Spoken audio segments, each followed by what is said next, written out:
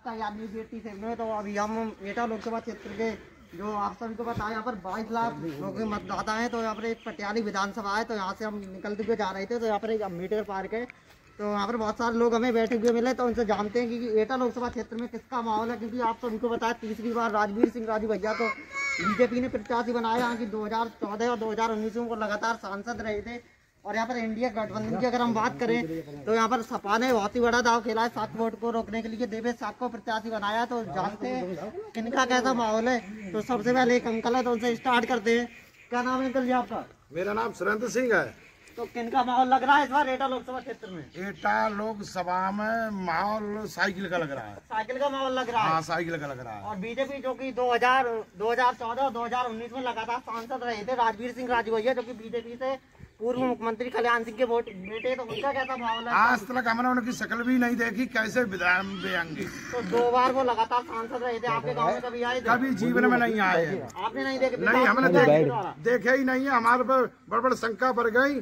गाय के मामले में निरे कंप्लेंट दे दे, आज तक कोई सुनवाई नहीं। गाय के मामले में बताइए कैसा क्या? गाय हमारी 10 बीघा का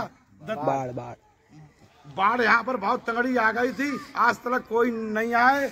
और गाय के मामले में 10 बीघा के खेत उजाड़ दिए हैं, कोई सुनवाई नहीं। जैसा कि आप सभी लोग देख पा रहे होंगे, यानी कि जो अंकल जी का कहना है, यानी कि ताऊ जी वो बता रहे हैं यहाँ पर जो कि गंगा की तलहटी, यानी कि जो अगर हम ग्रामीण क्षेत्र की बात करें तो यहाँ पर ये तराई क्षेत्र बोला जाता है। यानी कि बिल्कुल गंगा नदी के किनारे यानी कि जो गाँव बसा हुआ है। यहाँ पर जो ताऊ जी का कहना है, यानी कि जो 2 बार लगातार सांसद रहे थे राजवीर सिंह राजू भैया, वो कभी गाँव में घूमने नहीं आए थे। तो इनका कहना है कि देवेश साख यानी कि सपा यानी कि इंडिया गठबंधन का यहाँ पर माहौल लग रहा है। तो यानी कि साइकिल का माहौल लग रहा है। हाँ, साइकिल की मार देंगे हम। तो गाय वाय से मतलब बहुत ज्यादा दिक्कत हो रही है आपके यहाँ पर? गाय गौशाला बनी थी? गाय से बहुत बड़ी दिक्कत हो रही है, आज तक कोई सुनवाई नहीं हुई है हमारे। आपने सुनवाई की थी मतलब गौशाला के लिए? हाँ, गौशाला की सुनवाई की हमने, कंप्लेंट भी की, कोई सुनवाई नहीं आई है। कहने वाला सांसद जी आपके गाँव में कभी नहीं आए? कभी नहीं आए, आज तक हमने नहीं देखे कैसे है कैसे नहीं है। तो आपके गांव में नहीं आते? तो और भी सारे बहुत सारे लोग बैठे हैं, ताऊ और एक बाबा हैं जिन्होंने मतलब बहुत सारी कांग्रेस की सरकार भी देखी और 2 बार लगातार यानी कि 10 साल बीजेपी की सरकार रह चुकी है, तो वो भी देखी। तो नमस्कार बाबा जी। तो किनका माहौल लग रहा है इस बार एटा लोकसभा क्षेत्र में? एक एटा लोकसभा से बेटा माहौल लग रहा है। देखो, मैं बसपा प्रत्याशी था, मतलब वोटर था मैं बसपा का। और मैंने अपना जीवन दाव लगा दिया बसपा के साथ में, चंदा भी दिए, सब कुछ किए। लेकिन अब की बार ऐसा होने जा रहा है कि हम लोग बदलाव चाहते हैं कि बदलाव हो जाए। आपको बदलाव होना चाहिए, बदलाव होना चाहिए। तो बहन जी अभी तो मतलब कोई किसी भी तरीके से कोई ज्यादा एक्टिव नहीं हुई है चुनाव में, लोकसभा के चुनाव में? तो कोई बात नहीं है, एक्टिव नहीं हुई है तो हम बदलाव चाहते हैं। अब माहौल बताएगा कि हमें क्या करना चाहिए। तो माहौल देख के मतलब उसकी तरफ जाएंगे।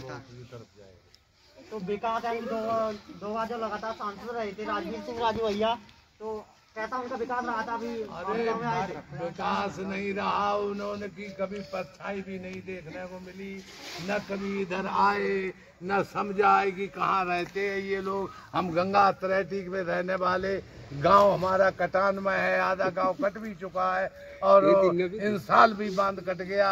ऊपर से पूरे प्रधान ने और इनने सबने और हम लोग ने सबने पूरी ताकत लगा दी, फिर भी बांध कट गया, मतलब नहीं रुक पाया। और हम लोग मतलब सब बह गए, सब कुछ हो गए और इतने कष्ट पड़े हैं जिसका कोई जवाब नहीं है। उसको हम ही जानते हैं और हमारे बच्चे तरीके से बता रहे हैं। यानी कि जो गाँव की तलहटी थी, यानी कि तो यहाँ पर जो बांध था वो कट गया है। तो फिर भी मतलब बहुत ही ज्यादा कोशिश की गई थी प्रधान द्वारा और बहुत सारे लोगों द्वारा, फिर भी बांध नहीं रुक पाया क्योंकि पानी का बहाव इतना ज्यादा तेज था जो कि सैकड़ों बीघा यहाँ से जो बांध कट गया था। उसके बाद जो फसलें थी वो नष्ट हो चुकी थी। तो और एक अंकल जी उनसे बात करेंगे। नमस्कार अंकल जी। नमस्कार। तो किनका माहौल लग रहा है इस बार? किधर जा रहे हैं आप? भाई देखिए, मैं इस समय देखते हुए जो एटा लोकसभा का प्रत्याशी है जो राजवीर सिंह, वो यहाँ पर आज तक और न 10 साल से कभी क्षेत्र में आए नहीं है। यानी कि वो 2014 और 2019 में सांसद रहे थे, तो यहाँ पर आपके गांव में कभी नहीं आए? कभी नहीं आए। और फिर से बीजेपी ने एक बार उन्हीं पे दाव आजमाया है।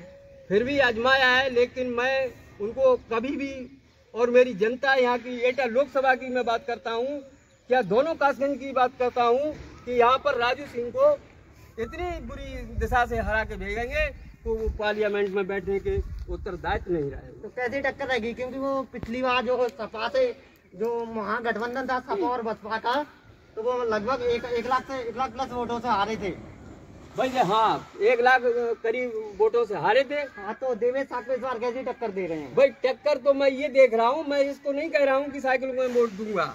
मैं इस बात को ये देख रहा हूँ कि प्रत्याशी छवि से हैं लेकिन अच्छे हैं, देवेश अच्छे हैं।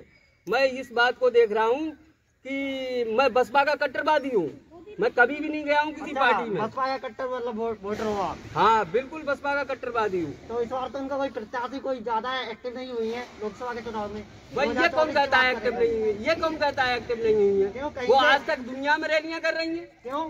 बिल्कुल। क्यों मतलब इतनी ज्यादा जैसे वो रहती थी एक्टिव, वैसे उनका कोई प्रत्याशी अभी यहाँ से कोई एक जो एडवोकेट है अभी उन्होंने घोषित किया है। हाँ, वो प्रत्याशी एडवोकेट जो घोषित किया है। हाँ, चुनाव का बिल्कुल टाइम आ गया, यानी कि जो कि यहाँ पर एटा लोकसभा में तीसरे चरण में मतदान होने वाला है, यानी कि 7 मई को।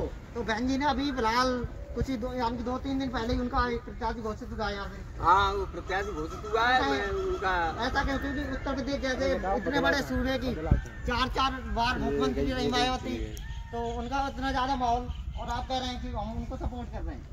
नहीं, मैं सपोर्ट कर रहा हूँ और उसकी हर बात में बदलाव भी चाह रहा हूँ। मैं सपोर्ट भी कर रहा हूँ, वोट भी दूंगा, लेकिन बदलाव भी कर रहा हूँ, बदलाव भी चाहता हूँ। यानी कहने का मतलब आपका बदलाव होना चाहिए इस बार? हाँ बिल्कुल, बदलाव होना चाहिए। 2024 के लोकसभा चुनाव। हाँ बिल्कुल बिल्कुल, 2024 में बदलाव होना चाहिए। बदलाव होना चाहिए। हाँ बिल्कुल। तो ये एक और अंकल जी, उनसे हम बात करने की कोशिश। क्या नाम है अंकल जी? नमस्कार। नमस्कार, मेरा नाम कालचंद साहब। कालचंद साहब, तो किनका माहौल लग रहा है इस बार? हम तो भाई अपने प्रत्याशी को लड़ाएंगे। किनको?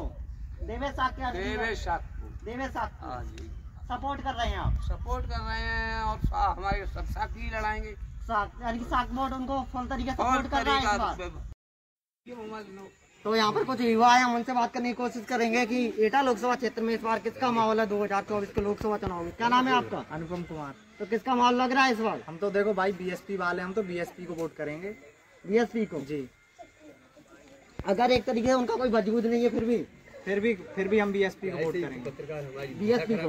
हाँ, अच्छा जी, फुल तरीके से आप बीएसपी के सपोर्टर हैं? हाँ जी बिल्कुल, बीएसपी का सपोर्ट है। बीजेपी से क्या दिक्कत है? बीजेपी ने आज तक हमारी नजर में कोई अच्छा काम नहीं किया। उसने देखो यूपी उत्तर प्रदेश पुलिस का पेपर लीक करवाया और बहुत सारे पेपर लीक कराए उसने। लीक तो उसने बता दिया ना, मतलब जून में दोबारा पेपर होगा, तो उससे क्या एग्जाम होगा। उससे क्या मतलब? अब जो युवा वर्ग है जो इधर उधर दूर दूर से भाग के आए, उन्होंने इतनी मेहनत की, तो वो तो बर्बाद हो गई ना।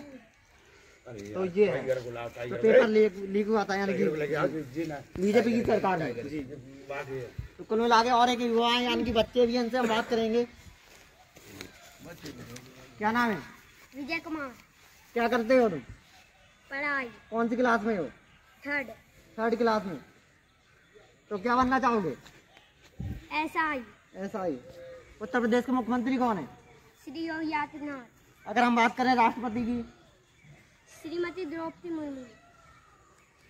कौन सी क्लास बताई थी आपने? 3rd class. SI बनने का सपना है, पढ़ाई कर रहे हो अच्छे से? हाँ। रोक दो।